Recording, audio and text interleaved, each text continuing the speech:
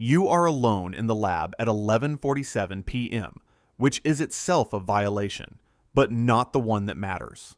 The sequencing results for batch 7 are on the screen in front of you.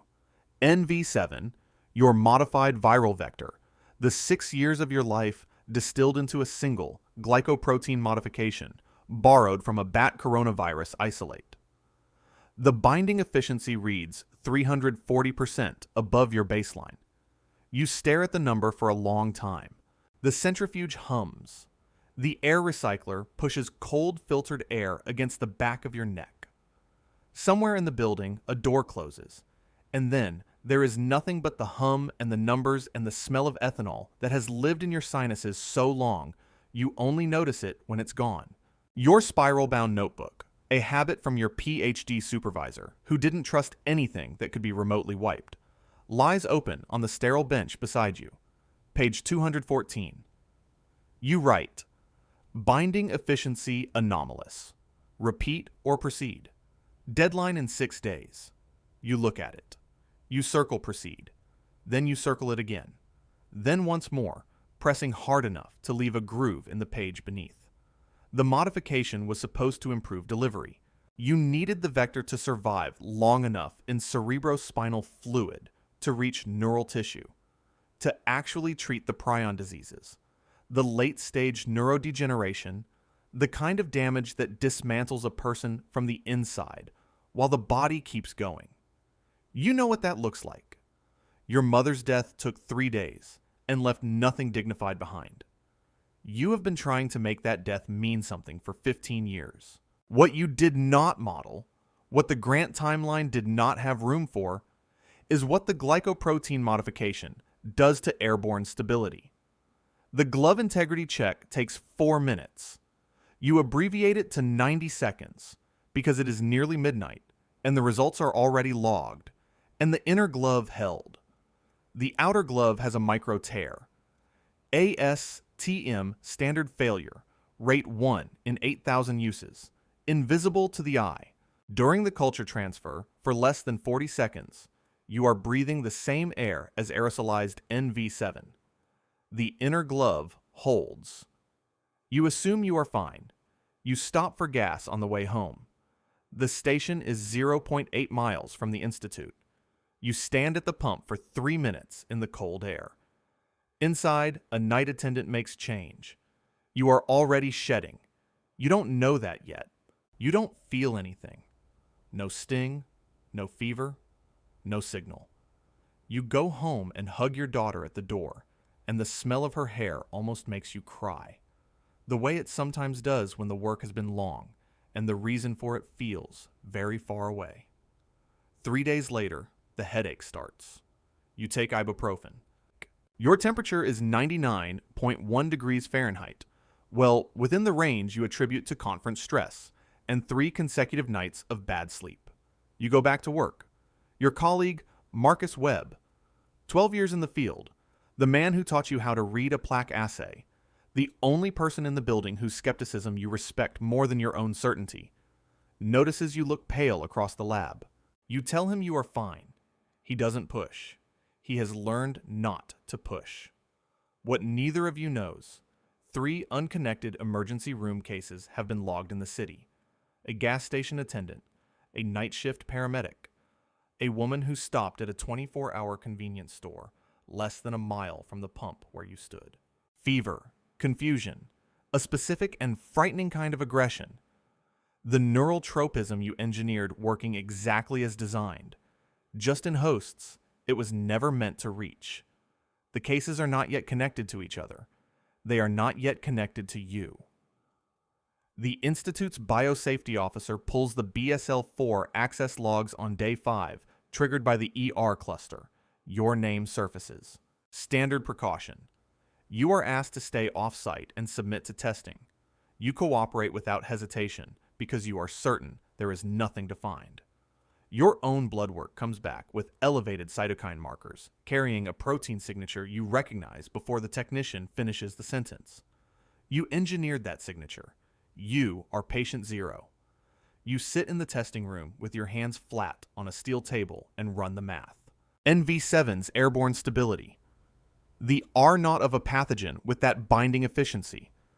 The shedding window in the pre-symptomatic phase. The number you calculate is somewhere between 4.2 and 6.8. Seasonal flu sits at 1.3. You close your notebook. The biosafety officer is speaking. You hear none of it. By day 8, it is a public health alert. By day 10, a city-level emergency declaration. The CDC Rapid Response Team has isolated and partially sequenced the pathogen.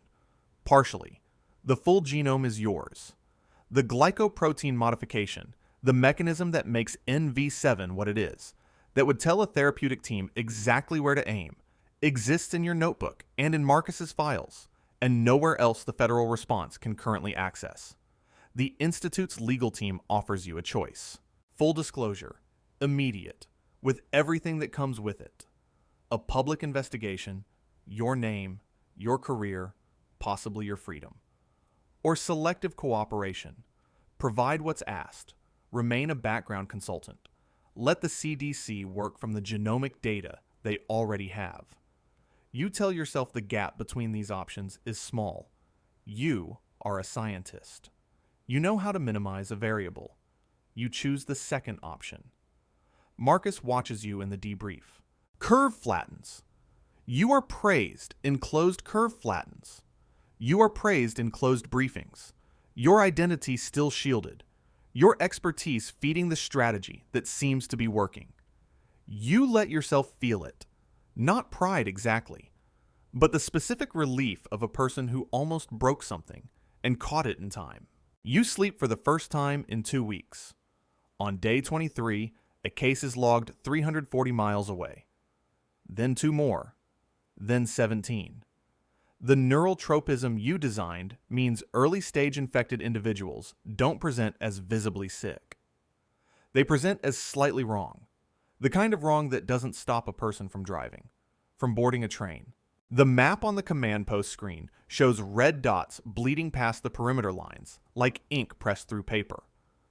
Marcus comes to you privately on day 31. He has run his own parallel analysis. He found the micro tear in the glove log. You didn't suppress it because you didn't think it mattered. He has the full timeline. He is not threatening you. He is telling you that the glycoprotein modification parameters, the data the CDC still doesn't have, could be used to engineer an antibody therapeutic right now, today, if you come forward with everything. His voice is quiet. He has the expression of a man delivering news he has been rehearsing for days. You tell him you need 48 hours. You need to speak with legal counsel first. He looks at you the way your mother used to look at you when you were lying, not with anger, with the specific sadness of someone who already knows how the story ends. He walks out. He does not come back. You spend your 48 hours with lawyers. The legal architecture holds. You feel the structure of it around you like a clean room, controlled, filtered, safe. Then, the second wave hits overnight, faster and broader. NV7 recombined with a circulating respiratory pathogen inside a co-infected host. The modified glycoprotein now rides a faster replicating backbone. The CDC's containment model, built on the original sequence, is obsolete before sunrise. Marcus submitted the full design files himself 31 hours ago. He had a copy. Every careful researcher keeps a copy. And he sent everything. The notebook scans, the abbreviated glove check, your day 5 cytokine results, all of it. He didn't do it to destroy you. He did it because the 48 hours you asked for were already gone, and people were dying at a rate your legal strategy could not negotiate with. He entered the quarantine zone on day 41 to hand-deliver a secondary research file. He was exposed during a perimeter breach. Symptomatic by day 43. Critical by day 45. He dies on day 47. His coffee mug is still on the desk in the command post. A sticky note in his handwriting. Check NV7 recombination rate at 37 degrees Celsius. He already knew. He had known for weeks.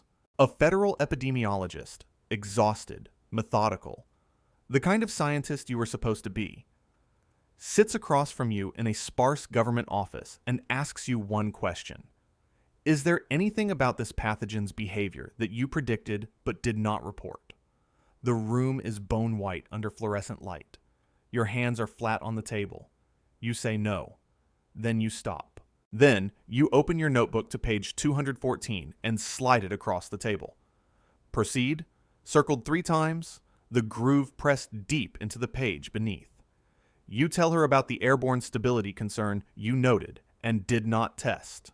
The timeline, the gas station, all of it. She writes without looking up. Then she says, "This is the information we needed 6 weeks ago." Not with rage. With the flat tone of a person who has stopped being surprised by this particular human failure. The antibody therapeutic built from Marcus's file submission works. Partially. It reduces fatality from 60% to 23% in early stage cases. It is not a cure. It is a ceiling on the damage. 6 months in, 340 million confirmed infections across 61 countries. The neurological deterioration, the aggression, the loss of higher function, the specific horror of watching a person disappear while the body continues. Is NV7's neural tropism doing precisely what you designed it to do, in a scale you never modeled, in hosts you never imagined? You are alive, partially immune from early exposure and the therapeutic. One of 12 researchers globally who understands NV7's architecture well enough to contribute to a second-generation cure. They need you. The world needs you. You think about that every day without feeling anything that resembles satisfaction. Going through Marcus's personal files, handed over by his next of kin, you find a draft paper he never submitted. He had been running a quiet secondary study on NV7's recombination risk for 4 months before the outbreak. He saw the instability. He wrote it up with care, with footnotes, with the precise patience of a man who has learned to document everything. He was going to raise it with you after the grant deadline, so it wouldn't derail your funding. He was protecting your timeline. He was protecting you. The file is timestamped 3 days before the microtear. You sit in a government research annex surrounded by protocols that are nearly meaningless at this scale and open a new notebook. Page 1. You write, "What did I not test for?" Not as a methodology note. You write it every morning. You press hard enough that the question marks leave grooves in the pages beneath, the way certainty always does. Somewhere right now, a lab is running an experiment against a deadline, and somewhere in the data, there is an anomaly that hasn't been followed up on. Most of the time, it's nothing. Most of the time. If you want to see more, click the video on screen now.